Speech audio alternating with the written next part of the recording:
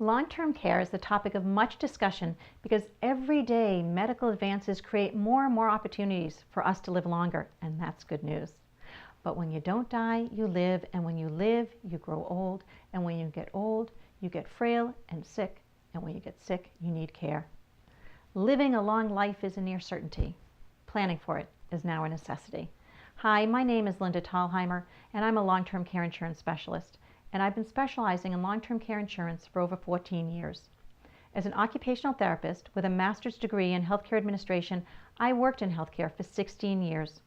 And every time a patient came in with a new diagnosis or a new illness, they were always surprised. No one ever expects to need help, and almost everyone wants to stay in their own home, and that can be expensive. Long-term care planning is an essential part of financial planning. People will often think about long-term care in terms of themselves. Who will take care of me?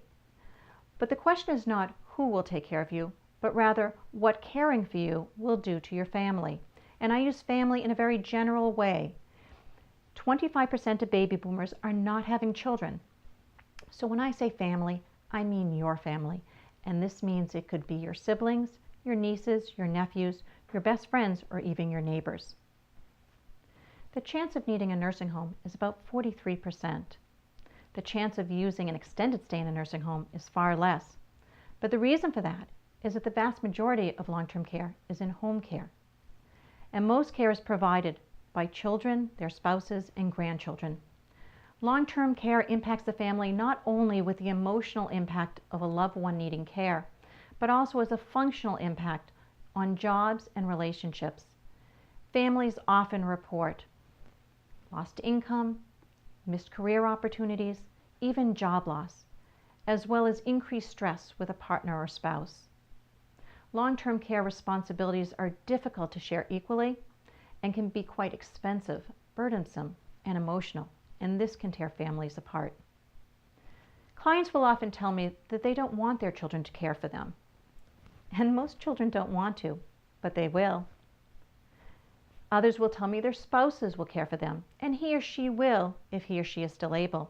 But please understand, providing care for a chronically ill person can make that caregiver sick, and then the children need to be brought back in because they need to know that their parents are safe.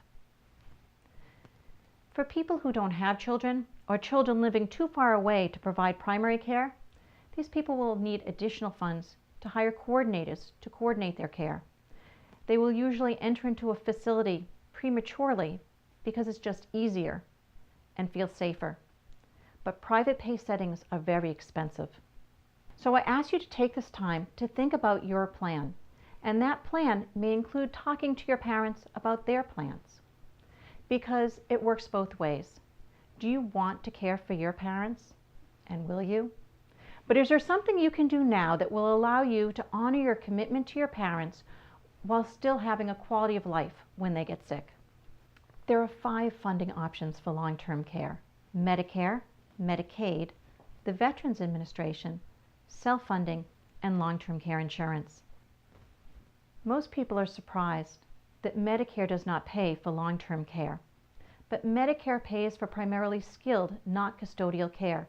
You can remember Medicare by the last 4 letters. CARE. Medicare is medical care. And it only pays for custodial care and home care when skilled care or rehabilitation services are in place.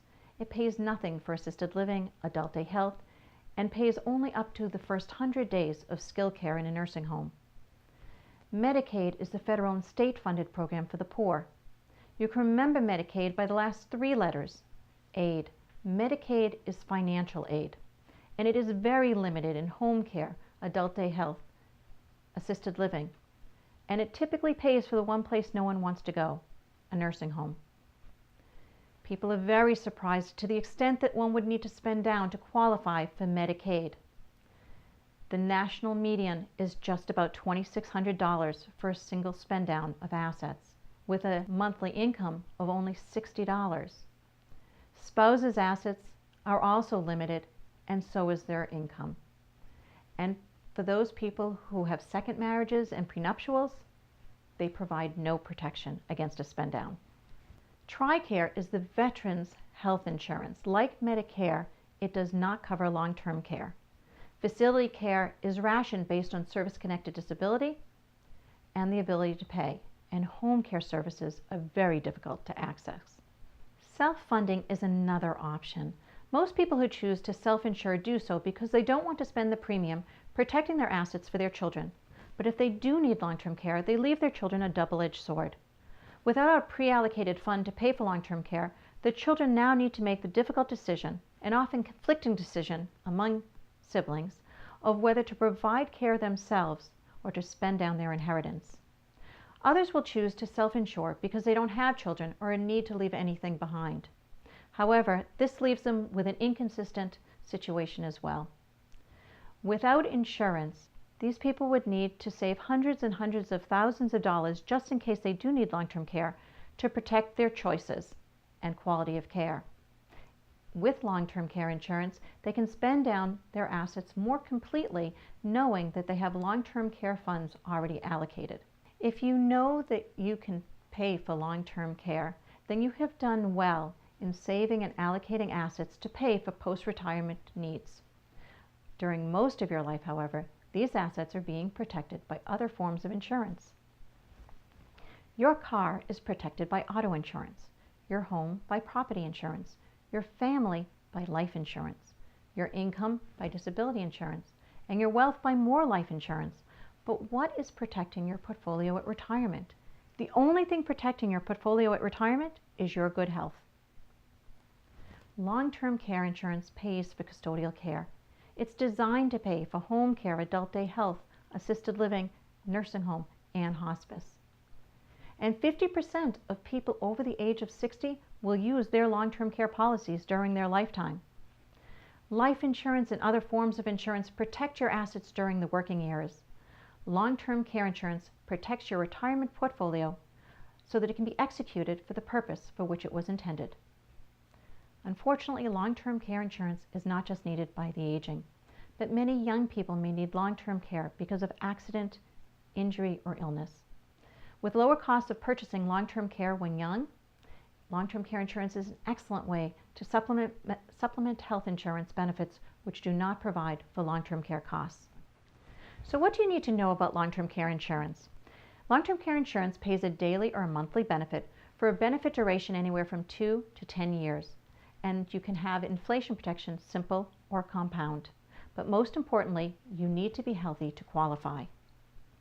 To qualify for the actual benefits, you would need assistance of 2 of 6 daily living skills, which include bathing, dressing, transferring, which means moving from one place to another like on and off a bed, toileting, feeding, or continence. Or you would have a severe cognitive impairment that impacts your safety, like Alzheimer's.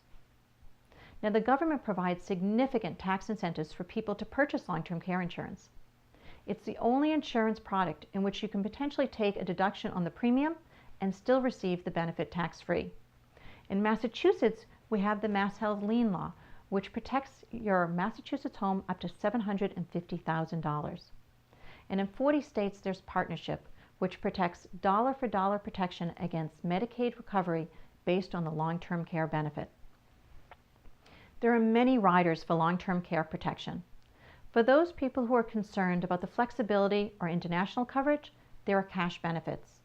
For couples, shared benefit riders provide increased leveraging of their policies by being able to use each other's benefits or a shared benefit pool. For people who are concerned about purchasing a policy and never using the benefit, there are return of premium riders. And for people who are concerned about rate stability, there are linked products that provide guaranteed premiums. Why now? The cost of waiting is that you may have higher premium payments. But most importantly, you need to be concerned of the risk of becoming uninsurable. So I'm always asked, what does it cost? Premiums are based on your age, your health, your marital and partner status, and the benefit and rider choices. But there are really 2 ways to look at long-term care from premium.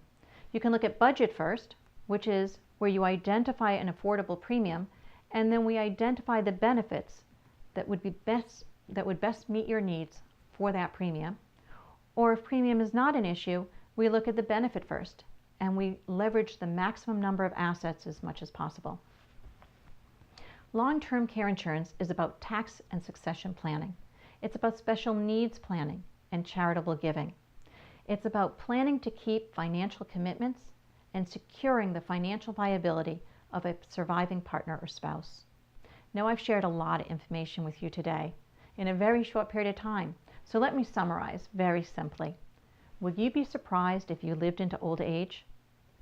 Are you surprised when older people need care? And we all know that care is very expensive. Long-term care insurance leverages your income and your assets, and with the added tax incentives, it makes it all the more valuable. But most importantly, long-term care provides a plan for the family. Now, for Bryant Alumni Association members, not only do you have a resource for education, a resource for competitive quotes, but you also get discounts with a number of the providers, including MassMutual, MedAmerica, John Hancock, and Life Secure. And these discounts are not only available to you, but to your spouses, partners, parents, parents-in-laws, children, and siblings. For more information, you can reach me at 617-201-2499, email at linda@longlifeplanning.com, or visit my website, www.longlifeplanning.com. Thank you.